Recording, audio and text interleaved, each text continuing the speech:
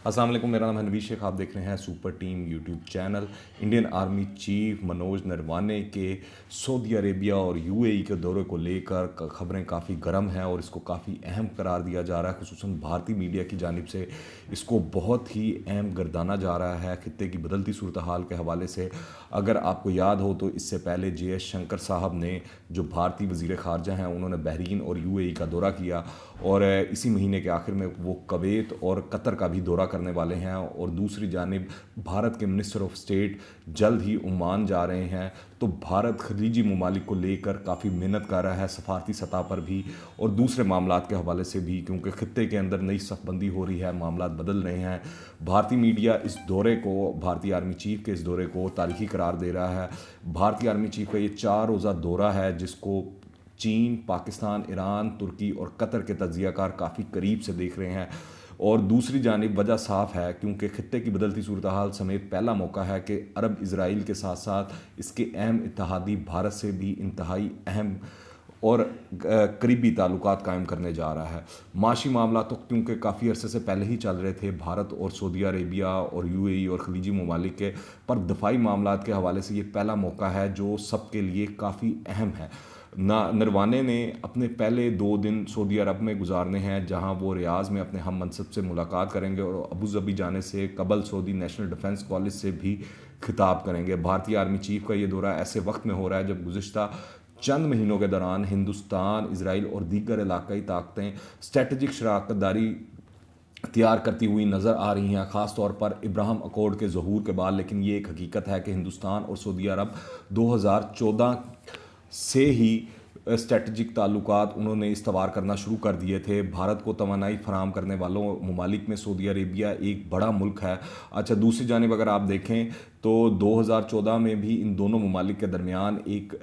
दिफाई मुआहदा हुआ था और 2016 में मोदी ने सऊदी अरेबिया का दौरा किया था, जहां पर उनको बड़े इनामात से और जो एजाज़ात से उनसे नवाजा गया था। और उन्होंने वहाँ पे इस चीज़ पर जोर दिया था कि सऊदी अरब को चाहिए कि वो भारत के अंदर स्टार्टअप इंडिया और स्मार्ट सिटी प्रोजेक्ट्स जैसे प्रोजेक्ट्स के अंदर सरमायाकारी करे। और उसके बाद MBS और उनके वज़ीर ख़ारजा ने 2019 के अंदर एक बार फिर हिंदुस्तान का दौरा किया और सीनियर फ़ौजी और सियासी क़यादत से मुलाकात की और $100 बिलियन के अहम मुआहदों का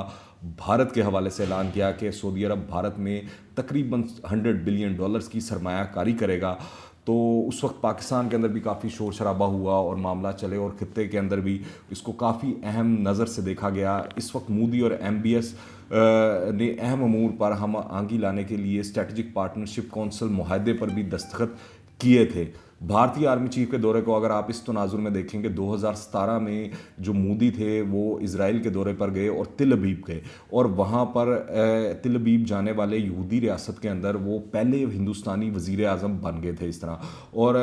उस दौरे के दौरान भी भारत और इज़राइल ने खुसूसी तौर पर फ़ौजी और साइबर सिक्योरिटी सौदों पर इत्तफाक किया था और बहुत से इस तरह के स्ट्रेटजिक मुआहदे भी किए थे। ख़ास तौर पर मोदी ने इज़राइल की तरफ से किसी भी रद्द-ए-अमल से बचने के लिए रमल्ला का सफ़र नहीं किया और ना ही फ़लस्तीनी रहनुमाओं से मुलाकात की थी। तो ये बड़ा अहम उस वक्त भी निशानदही की जा रही थी। फिर 2018 में इज़राइल के वज़ीर आज़म नेतन्याहू भारत के दौरे पर आए और नई दिल्ली गए। और अभी हाल ही में अगर आप देखें तो इज़राइली मीडिया ने दावा किया था कि नेतन्याहू ने सऊदी अरब का खुफिया दौरा किया और वो न्योम शहर गए, जहां पर उनकी मोहम्मद बिन सलमान से मुलाकात की हुई और अमरीकी वज़ीर ख़ारजा माइक पोम्पियो भी इस मुलाकात में मौजूद थे, जबकि मोसाद के चीफ UC कोहन ने भी इस इजलास में शिरकत की। तो अगर आप चीज़ों से मिलाते जाएं तो आपको कहानी समझ आना शुरू हो जाएगी कि ये ताल्लुकात किस तनाजुर में हो रहे हैं और किस हवाले से हो रहे हैं और कौन से ममालिक किस सफ़बंदी में कहाँ कहाँ खड़े नज़र आ रहे हैं। और अगर आप देखें कि इस साल सितंबर के आखिर में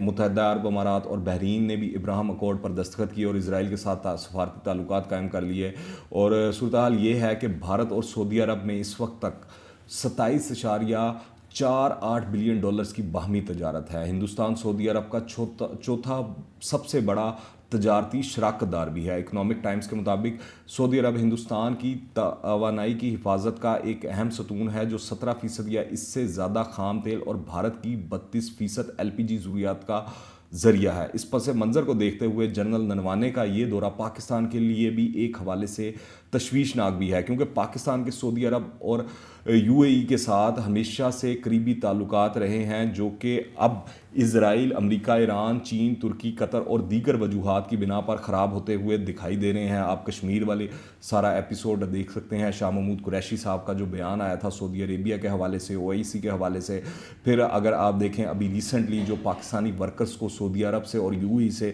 پاکستان واپس بھیجا جا رہا ہے، تو اس تناظر میں بھی آپ دیکھیں تو معاملات اس طرح محسوس ہوتے ہیں کہ کشیدہ چل رہے ہیں، کیونکہ پاکستان ایران کی طرف جھکاؤ اس کا پاکستان کا نظر آ رہا ہے، ترکی کی طرف نظر آ رہا ہے، قطر کی طرف نظر آ رہا ہے اور چین کی طرف نظر آ رہا ہے۔ تو اگر آپ اس حوالے سے دیکھیں تو آپ کو واضح تفریق نظر آئے گی۔ اب آپ دیکھیں کہ ایک وقت تھا کہ جب سعودی عرب نے ہندوستان کے ساتھ 1965 اور 1971 کی دونوں جنگوں کے دوران پاکستان کی حمایت کی تھی۔ 1999 کی کارگل جنگ کے وقت بھی سعودی عرب نے پاکستان کو کافی سپورٹ کیا تھا، مگر اس وقت کے جو سعودی حکمران تھے ان کی سوچ کچھ اور تھی، اور اب جو موجودہ حکمران ہیں، خصوصی طور پر محمد بن سلمان، جن کو عرف عام میں MBS بھی کہا جاتا ہے، ایسا محسوس ہوتا ہے کہ وہ یہودیوں، صہیونیوں اور بت پرستوں کے تو دوست ہیں، مگر مسلمان ان کے دشمن دکھائی دیتے ہیں۔ اگر آپ دیکھیں تو اس وقت یو اے ای اور سعودی عرب اور اس کے جو زیر اثر ممالک ہیں جیسے بحرین ہے، کویت ہے اور دوسرے ممالک ہیں، وہ ٹلٹ ان کا نظر آ رہا ہے یہودیوں کی طرف، ان کا ٹلٹ نظر آ رہا ہے بت پرستوں کی طرف یعنی بھارت کی طرف، ان کا ٹلٹ نظر آ رہا ہے امریکہ اور یورپ کی طرف، جبکہ جو باقی دیگر برادر اسلامی ممالک ہیں وہ ان سے ان کی دشمنی نظر آ رہی ہے، ان سے ان کے معاملات خراب ہوتے ہوئے نظر آ رہے ہیں۔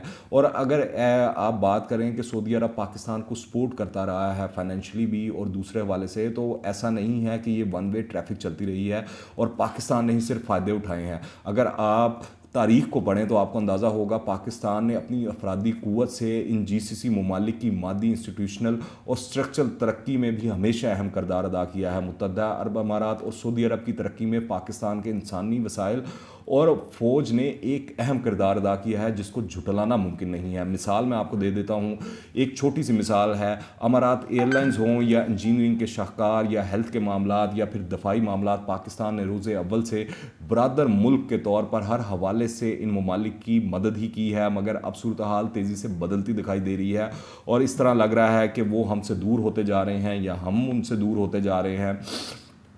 پاکستان اب سعودی عرب کے زیر قیادت ایران اور GCC دونوں ممالک کے ساتھ اپنے تعلقات کو متوازن بنانے کی کوشش کر رہا ہے۔ ایران کو متحدہ عرب امارات اور سعودی عرب کا مقابل حریف سمجھا جاتا ہے۔ اسی طرح پاکستان ترکی اور قطر کے ساتھ بھی قریبی تعلقات استوار کر رہا ہے۔ یہ بھی خبریں ہیں کہ چونکہ پاکستان چین کے قریب ہے اور اس لیے خیال کیا جاتا ہے کہ امریکہ پاکستان پر GCC ممالک کے ذریعے اپنا اثر رسوخ استعمال کر رہا ہے۔ ایک نئی علاقائی صف بندی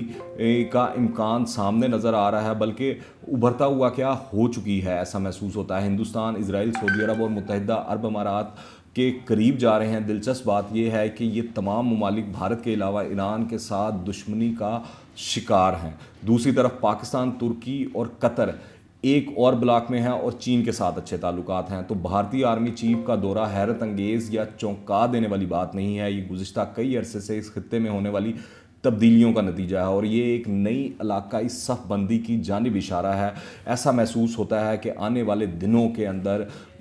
پاکستان کے حوالے سے معاملات اور جو دیگر عرب ممالک ہیں ان کے ساتھ معاملات میں گرم جوشی کم ہوتی ہوئی نظر آئے گی، اور جو چیزیں پہلے ان عرب ملکوں کے اندر پاکستان کی افرادی قوت یا پاکستان کے سیکیورٹی ادارے یا جو سہولیات پاکستانی مہیا کرتے تھے، اب ان کو آہستہ آہستہ ریپلیس کر دیا جائے گا اسرائیلی فرمز سے، اسرائیلی ٹیکنالوجی سے، اسرائیلی لوگوں سے، یا پھر بھارتی لوگوں سے، بھارتی ٹیکنالوجی سے اور بھارتی انسٹیٹیوشنز سے۔ تو اب دیکھنا ہے کہ یہ منوج نروانے کے جب دورہ مکمل ہوتا ہے تو اس کے بعد کیا چیزیں سامنے آتی ہیں اور کیا معاملات سامنے آتے ہیں، کیا معاہدے سامنے آتے ہیں، خصوصاً دفاعی حوالے سے اس دورے کی بھارت کے حوالے سے بھی بہت اہمیت ہے، کیونکہ جب بھارت کا آرمی چیف کہیں بھی جائے تو اس حوالے سے پاکستان کو بھی دیکھنا پڑتا ہے، اور پاکستان کے لیے بھی یہ کافی اہمیت کی بات ہے کہ وہاں پر کیا اعلانات ہوتے ہیں اور کیا معاملات ہوتے ہیں اور کیا چیزیں آگے بڑھتی ہیں اور چلتی ہیں۔ اگر آپ نے ابھی تک اس چینل کو سبسکرائب نہیں کیا تو اس چینل کو سبسکرائب کریں، بیل آئیکن کو پریس کریں تاکہ تازہ ترین اپڈیٹس اور نئی ویڈیوز آپ کو بر وقت ملتی رہیں، اور اگر یہ ویڈیو پسند آئے تو لائک کریں اور زیادہ سے زیادہ شیئر کریں، کمنٹس میں اپنی رائے لازمی دیجیے گا،